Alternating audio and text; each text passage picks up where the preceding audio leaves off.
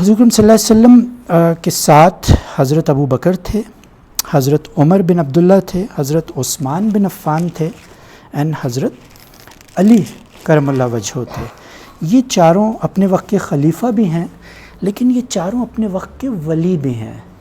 جو ولایت کے سلاسل ہیں صوفزم میں، 4 مین سلاسل ہیں: قادری سلسلہ، نقش بندیہ سلسلہ، سہروردیہ سلسلہ اینڈ چشتیہ سلسلہ۔ یہ 4 لوگوں سے نسبت ہے جو امام حسن اور حسین کے تھرو ہوتے ہوئے حضرت علی تک جاتے ہیں۔ حضرت علی جو ہیں وہ تصوف کے یا صوفزم کے سردار مانے جاتے ہیں۔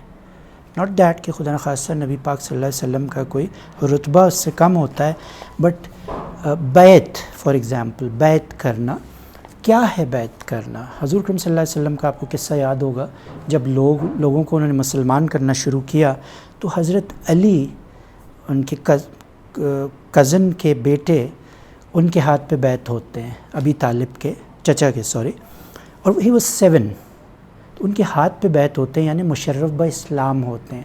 تو بیعت ہونا بیسیکلی مشرف با اسلام ہونا ہے، دوبارہ اسلام کے دائرے میں آنا ہے یا پہلی دفعہ اسلام کے دائرے میں آنا ہے۔ اکثر لوگ یہ بیعت کا بھی جو سلسلہ ہے اس کو نہیں سمجھتے۔ قرآن شریف میں ایک آیت ہے، مجھے اس وقت یاد نہیں ہے کہ سورہ میں، جہاں اللہ تعالیٰ فرماتا ہے کہ نبی کے ہاتھ میں جس نے، نبی سے مراد حضور اکرم صلی اللہ علیہ وسلم، ان کے ہاتھ میں جس نے ہاتھ دے دیا تو سمجھو کیونکہ نبی کا ہاتھ میرے ہاتھ میں تو وہ مجھ سے کنیکٹ ہو گیا، اور اس کنیکشن کو عربی میں بیعت کہتے ہیں۔ تو it is as simple as that. پھر فیملی آف پروفٹ محمد: حضرت حسن، حضرت حسین، امام زین العابدین، امام محمد باقر، امام جعفر الصادق۔ یہ جو 12 اماموں کا سلسلہ ہے جو کہ اہل تشیع اس کو زیادہ مانتے بھی ہیں اور اس کی ڈیٹیلز میں جاتے ہیں، which is good actually.